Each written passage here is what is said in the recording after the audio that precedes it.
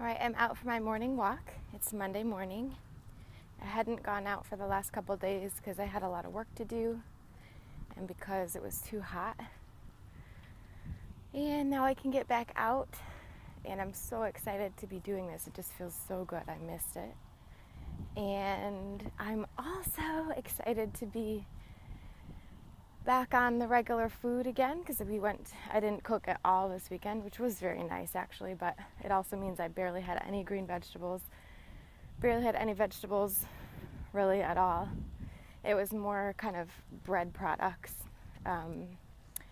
The bun on the burger I had yesterday, some oil, some salt, stuff like that.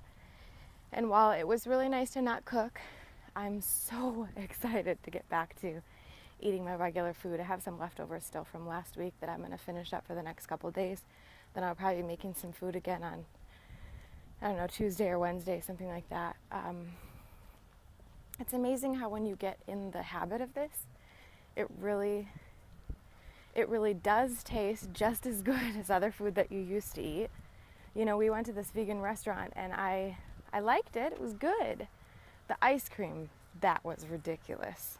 I mean, I could eat that every meal for the rest of my life, but it doesn't make you feel as great as the other food does, especially with digestion, I have to say. Like my digestion is a little messed up now because of it. It's going to take me a couple days to get through all of this food I just ate and to process it.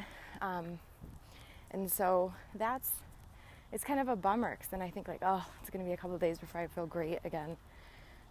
But I always know it's right there and easy to get back to. But it's something to consider too. I don't think, if you're not a full-on Nutritarian, you can't really appreciate the kind of digestion that comes to you. It's so good. It makes you feel so good all the time because you know exactly what's going to happen, how it's going to feel. So I'm just really excited to get back onto this again after a couple days off. I mean, it's not like I ate a bunch of regular food. I still had vegan food, but that doesn't really matter because vegan or not, it's still full of fat and oil and sugar and things like that. So,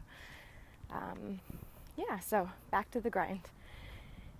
And that means kind of almost, 100% Nutritarian again. I think that's really important to try to strive towards, and I may start another challenge just to keep up with it. We'll see.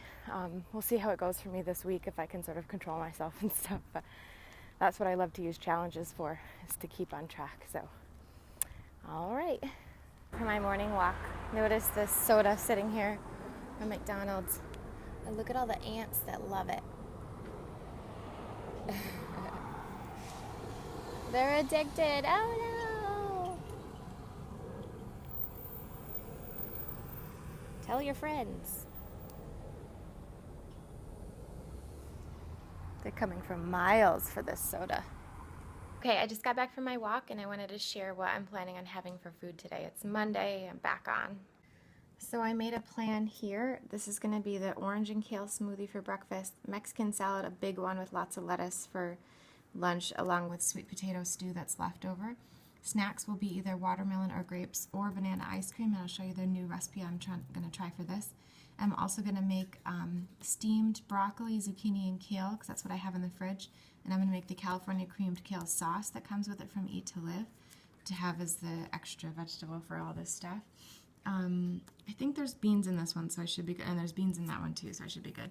And then this is the recipe for the cashew cream sauce that I'm going to be making. That's from Eat to Live on page 263. And then the ice cream recipe that I'm going to be making is, I'm going to try using one unripe banana, so it doesn't taste so banana-y, a cup of cherries, a cup of grapes, and then some non-dairy milk. I'm going to use almond milk. I'm going to try that and see if it's any good. Because if so, that's just like, 3 or 4 servings of fruit and a little bit of milk, and that would be better than having what I had before. And I don't mean to make a habit of that recipe. I just want to test it for recipe testing purposes. And I got this big guy to keep me company all week. So, we'll see how the desserts go this week.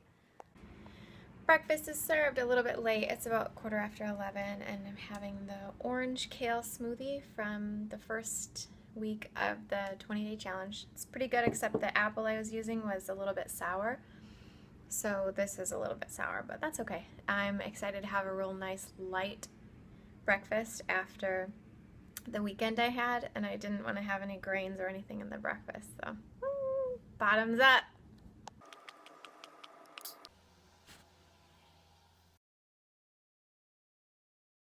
The size of this salad, right? It's like the size of my head. It's so massive.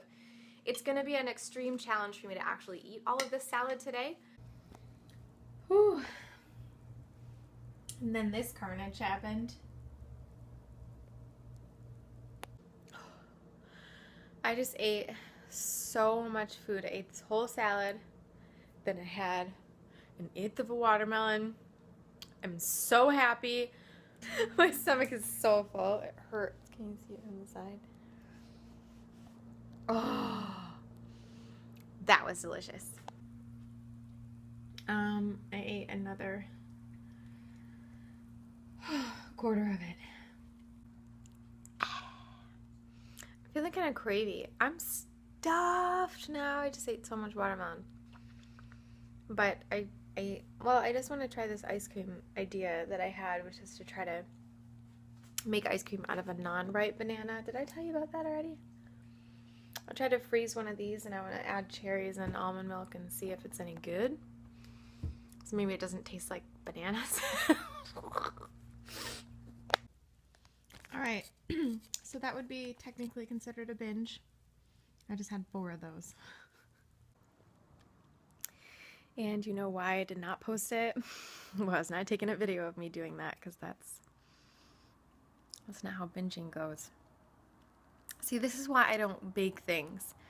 I'm not even like the biggest fan of these things, and I was like, I'll have 4.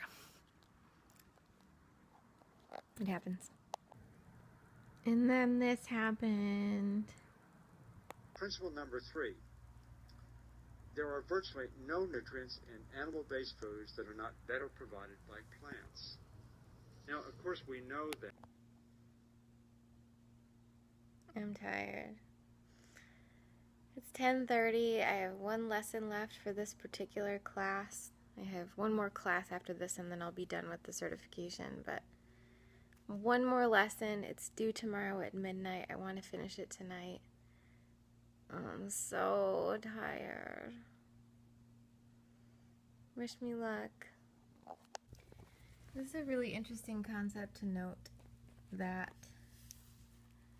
if you have 500 calories of food each, plant-based calories and animal-based calories, you get the same, roughly the same amount of protein. This is 33, and that's 34 grams of protein per 500 calories of energy, 500 calories of food. About the same amount of protein in each, which is amazing. In this, there's tomatoes, spinach, lima beans, peas, and potatoes, and in the animal base, it's beef, pork, chicken, and whole milk. Equal parts of all those things. And you get, look at all the extra nutrients that you get in the plant-based stuff. No cholesterol, tons of cholesterol in the animal base. Barely any fat, tons of fat in the animal base. Same amount of protein. Look at all this beta-carotene. Fiber, no fiber in animal foods, of course. Look at all that vitamin C, the folate.